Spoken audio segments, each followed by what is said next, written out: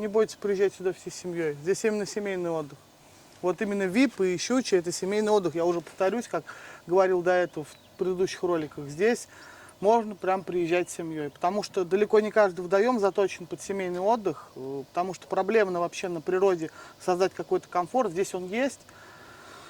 Как мы и говорили, то есть 4-5 Карташиха для спортивной ловли, для любителей порыбачить, а сюда прям для отдыха. Потом спасибо скажете, честно, приезжайте.